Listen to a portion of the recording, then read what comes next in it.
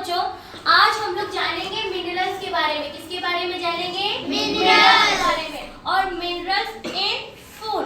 Minerals in food क्यों लिखा गया है? क्योंकि भोजन में के अलावा भी, यानी भोजन के अलावा भी बहुत सी सारी जगहों से और अलग अलग जगहों से हमको खनिज पदार्थ मिलते रहते हैं, और ऐसे भी खनिज पदार्थ मिलते हैं जो हमारी बॉडी, हमारे शरीर के लिए जरूरी नहीं है। हम यहाँ पे सिर्फ उन मिनरल्स की बात करेंगे जो हमको भोजन से प्राप्त होते हैं और हमारी बॉडी की ग्रोथ के लिए, हमारी बॉडी के इनिंग के लिए वो बहुत ही हेल्पफुल होते हैं। अब यहाँ पे देखो, पहला चीज हम मिनरल्स में बात करेंगे फंक्शन की। किसकी बात करेंगे? फंक्शन की।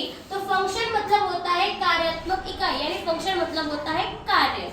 तो देखो, फर्स्ट है tissue structure like bone and teeth, यानी पहला फंक्शन इनका क्या है? टिश्यूज का स्ट्रक्चर करना, टिश्यूज का फंक्शनिंग करना, मतलब टिश्यूज ऊतक को बनाना। अब जैसे कि वो बोन के टिश्यूज हो गए, यानी हड्डियों के टिश्यूज हो गए, और उसके अलावा हमारे टीथ, यानी हमारे दांतों के मसूड़े वगैरह टीथ हो गए, उन सारे में। ऐसे बहुत सारे एग्जांपल्स हैं, उनको आगे देखेंगे। दूसरा क्या है?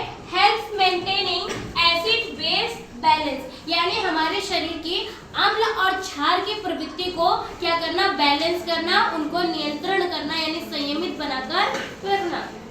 कभी कभी क्या होता है कि हम लोग बहुत ज्यादा मात्रा में बहुत ज्यादा अम्ल यानी खट्टे पदार्थ खा लेते हैं, जैसे इमली हो गया, नींबू हो गया, है ना, आंवला हो गए, उसके अलावा बहुत सारी खट्टी चीजें खा लेते हैं, दही वगैरह, और उसके साथ साथ हम बेस की चीजें जैसे नमकीन वगैरह, नमक से बनी चीजें खा लेते हैं ना, तो हमें अपच की मात्रा, एसिडिटी की मात्रा ये सब बहुत ज्यादा हो जाती है, प्रॉब्लम्स हो जाती है। तो उसमें क्या करता है, ये जो खनिज वगैरह हमारे बॉडी में ऑलरेडी रहते हैं, तो वो सब हमें पीएच को मेंटेन करने में हेल्प करते हैं। अब अगला देखो, वाटर बैलेंस, यानी हमारे शरीर में पानी की मात्रा को क्या करना? बनाकर रखना, कि पानी की कमी वगैरह ना हो पाए। उसके अलावा नॉर्मल हार्ट बीट, यानी हमारे हृदय की मांसपेशियों को, हमारे जो हृदय की गति रहती है उसको क्या करना? नॉर्मल, उसका सामान्यकरण करके रखना। दौड़ते वोड़ते वक्त हमारे हार्ट को जरूरत होती है ना भाई ख्याल की, तो उसके लिए इसको क्या करना? हेल्प करना, उसकी धड़कनों को। अब देखो, अगला हम जानेंगे सोर्स। सोर्स मतलब होता है स्रोत, कि हमको मिनरल्स मिलते कहाँ से, कि आप बच्चों क्या खाओ कि आपको मिनरल्स कहाँ से मिलेंगे। और हमारे डेली डाइट में, हमारे डेली भोजन में ये होना ही चाहिए। दूसरा मिल्क, देखो पहला क्या हो गया? मिल्क। मिल्क मतलब दूध। अब चाहे आप दूध पियो, चाहे आप दूध से जुड़ी चीजों को खाओ, वहां से आपको क्या अच्छी खासी मात्रा में मिनरल्स मिलेंगे। दूसरा सॉल्ट हो गया, यानी नमक। फिश, आमंड हो गए, ग्रीन वेजिटेबल्स हो गए, हरे पत्तेदार सब्जियां वगैरह हो गई। उसके अलावा फ्रूट्स, आप फल खाओ, और ऑनियंस, ऑनियन यानी प्याज वगैरह खाओ। स्पिनच, स्पिनच मतलब पालक, और ऐसे बहुत सारे। अगर हम बात करें तो अभी सर्दियों का सीजन आ रहा है ना, और सर्दियों के सीजन में सबके घर पे क्या बनेगा? बथुए का साग, बथुए की रोटी, मेथी के साग, है ना, और बथुए की दाल वगैरह बनेगी। तो देखो बच्चों, आप जितनी अच्छी मात्रा में अगर आप बथुआ खाओगे ना, तो आपको कौन सा मिनरल्स मिलेगा? आपको आयरन अच्छी खासी मात्रा में मिलेगा। अगर आप चाहते हो आपके शरीर में खून की कमी ना हो, एनीमिया रोग आपको ना हो, तो आपको अच्छी मात्रा में किस मिनरल्स की जरूरत होती है? आयरन की। किसकी जरूरत होती है? आयरन की। और आपको आयरन कहाँ से मिलेगा? तो बथुआ से मिलेगा, पालक से मिलेगा, है ना, और मेथी वगैरह से मिलेंगे। तो अब देखो, अगला हम जानते हैं मिनरल्स, यानी कैसे मिनरल्स। तो कैल्शियम, पहला क्या है हमारा? कैल्शियम। तो देखो, कैल्शियम किससे हमको मिलता है? मिल्क से। किससे मिलता है? मिल्क से, फ्रूट से, और ग्रीन वेजिटेबल्स से। लेकिन अच्छी खासी मात्रा में हमें मिल्क से कैल्शियम मिल जाता है। उसके अलावा आयरन, अभी मैंने आपको बताया ना कि आप अच्छी खासी मात्रा में अगर आपको आयरन चाहिए तो आप बथुआ खाओ। क्या खाओ? बथुआ। बथुआ से जुड़े जितने भी पकवान मम्मी भोजन घर पे बनाती है, आप उसको चाव से खाओ। गुस्सा से मत खाना कि मैं काली हो जाऊंगी बथुआ को खा के, है ना बच्चों।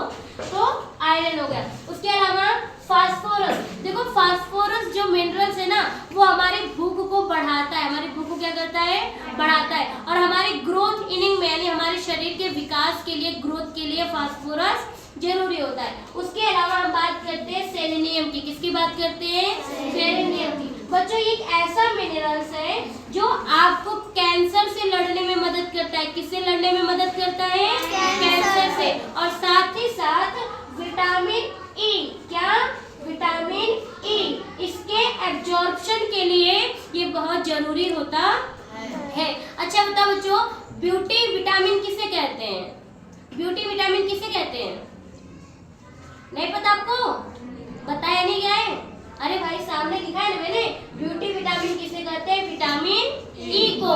विटामिन ई को कहा जाता है ब्यूटी विटामिन। जितने भी सौंदर्य प्रसाधन आपकी मम्मी नहीं लगाती होंगी, उसमें देखो शैम्पू से लेके मेकअप में जितनी चीजें हैं, क्रीम वगैरह, लिखा है विटामिन ई, विटामिन ई, यानी ब्यूटी विटामिन किसे कहा जाता है? विटामिन ई को।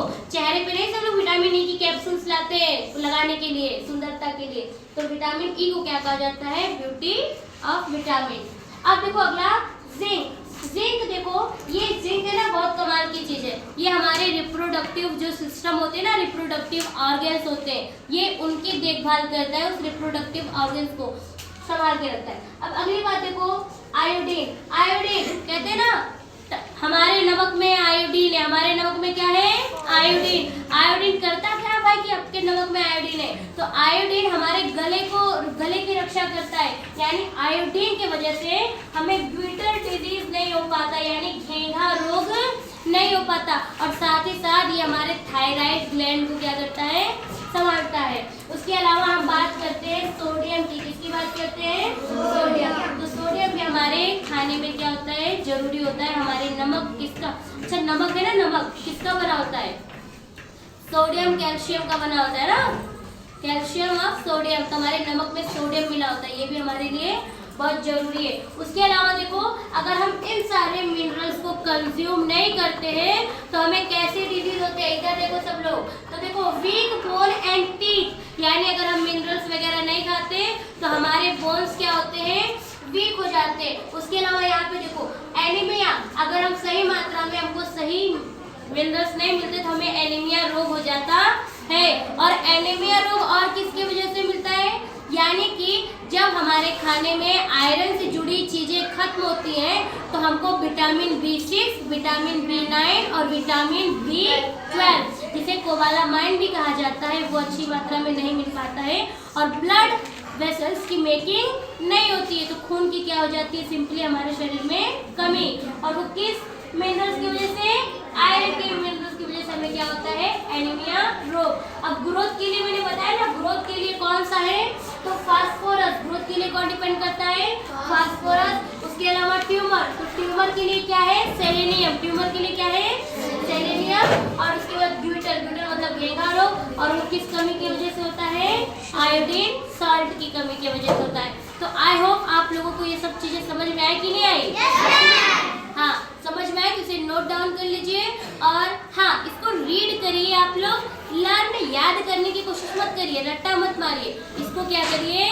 लर्न करिए। और साथ ही हमारे सब्सक्राइबर्स के लिए आप क्या बोलोगे? कि पढ़ते रहो, और जो हमारे चैनल पे नए आए वो उसको लाइक, शेयर एंड क्या करेंगे? सब्सक्राइब।